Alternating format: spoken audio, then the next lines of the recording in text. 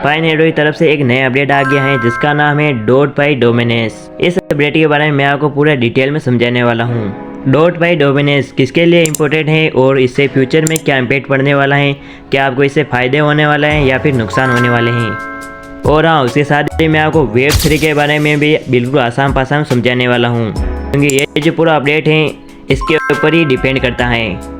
ये वीडियो आपके लिए बहुत ही ज़्यादा इंपॉर्टेंट होने वाली है, इसीलिए इस वीडियो को कहीं से भी मिस मत कर देना। तो बिना किसी देरी के वीडियो को शुरू करते हैं। पाई नेटवर्क ने .py डोमिनेशन का एक्शन लॉन्च किया है। पाई नेटवर्क ने एक नया फीचर स्टार्ट किया है जिसमें लोग Web3 डोमिनेशन नेम्स खरीद सकते हैं। अब कई लोगों के दिमाग में ये सवाल आ रहा है कि Web3 क्या होता है। इसके बारे में भी मैं आपको आगे बताऊँगा, वो भी बिल्कुल आसान भाषा में।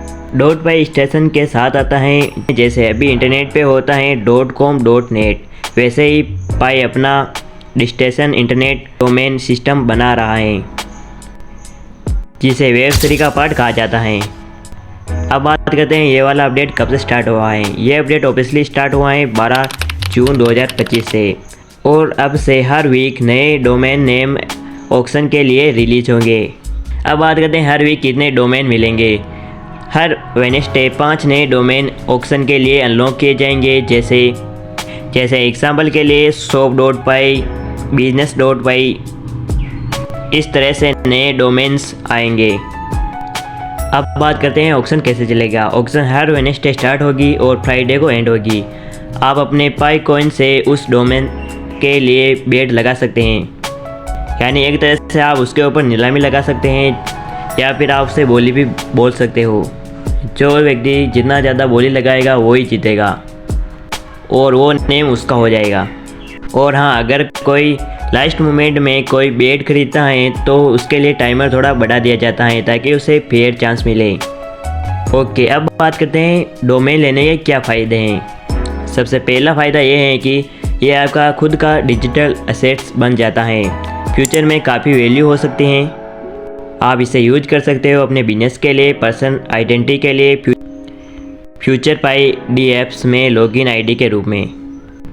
और हाँ, आप इसे रीसेल भी कर सकते हो। इसे सेल करना चाहो तो भी आप कर सकते हो, और उसके साथ ही आपको Web3 के अंदर आपकी पहचान भी बन जाती है। अब बात करते हैं पाई डोमेन्स फ्यूचर में क्या बनेंगे। जैसे .com आज के ज़माने का किंग है इंटरनेट पे, वैसे ही पाई डोमेन Web3 इंटरनेट का किंग बन सकता है।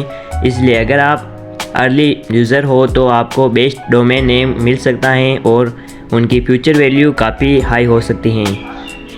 अब बात करते हैं आपको डोमेन लेने के लिए आपके पास क्या क्या चीज़ें होनी चाहिए। पाई डोमेन लेने के लिए आपको माइनेट माइग्रेशन होना ज़रूरी है, यानी आपका माइग्रेशन पूरी तरह से कंप्लीट होना ज़रूरी है। उसके साथ ही आपका KYC अप्रूवल होना चाहिए, ये भी बहुत ही ज़्यादा इम्पोर्टेंट है। आपको पाई वॉलेट पासवर्ड सेटअप होना चाहिए, यानी आपको अपने पाई नेटवर्क का पासवर्ड को वहाँ पर डालना होगा।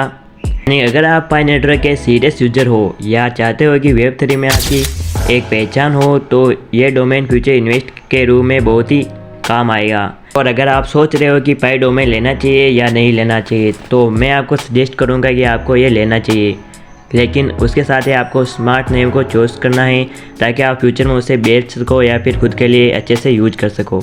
ओके, अब बात करते हैं Web3 क्या होता है। सबसे पहले बात करते हैं Web 1 की। Web 1 का मतलब था सिर्फ पढ़ना।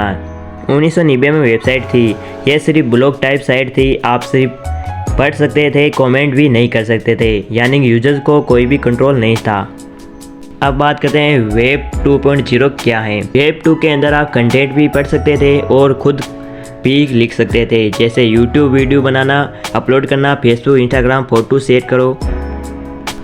लेकिन इसके अंदर भी कंट्रोल बड़ी कंपनियों के पास ही था, जैसे गूगल, मेटा, एक्सेट्रा।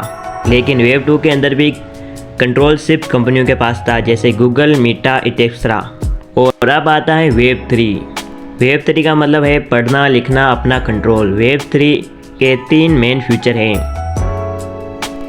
सबसे पहला फ्यूचर है कोई भी एक कंपनी सब कुछ कंट्रोल नहीं करेगी, और दूसरा है ब्लॉकचेन बेस्ड, हर चीज़ सिक्योर और पब्लिक लेजर बेस्ड होती हैं। और तीसरा सबसे बड़ा पॉइंट है यूज़र कंट्रोल, आपका डेटा आपके पास, वॉलेट से लॉगिन, यूजर नेम और पासवर्ड, यानी आपके डेटा के ऊपर आपका कंट्रोल होता है, आपका सारा डेटा आपके पास होता है। अब आपको मैं कुछ एग्जांपल देता हूँ जिससे आप वेब3 को आसानी से समझ सकते हो। आपने एक वीडियो बनाया और उसे यूट्यूब पर अपलोड कर दिया, लेकिन बाद में यूट्यूब ने उसे हटा दिया, यानी ये सारा काम वेब2 के अंदर आता है। वेब3 में क्या होता है, जैसे आपने कोई कंटेंट बनाया वो आपका होता है, कोई भी उसे डिलीट नहीं कर सकता है। वेब3 ऐप्स को कहते हैं डी एप्स और ये लॉगिन होता है क्रिप्टो वॉलेट से, जैसे मेटा मास्क, पाई वॉलेट एक्सेट्रा।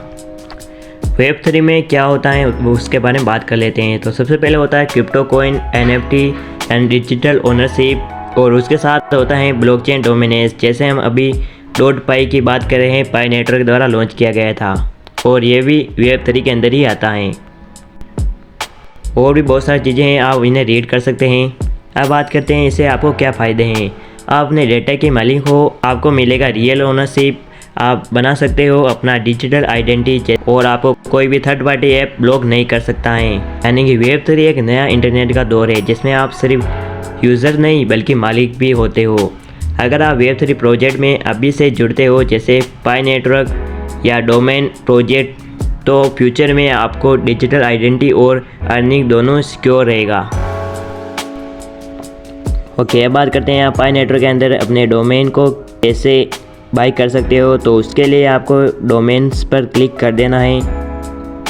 ओके, अब आपको इस प्रकार का इंटरेस्ट देखने को मिल जाएगा। इसके अंदर आपको अपने वॉलेट को एक्टिवेशन करना है, तो आपको यहाँ पर सीन एक्टिवेशन ऑप्शन पर क्लिक कर देना है।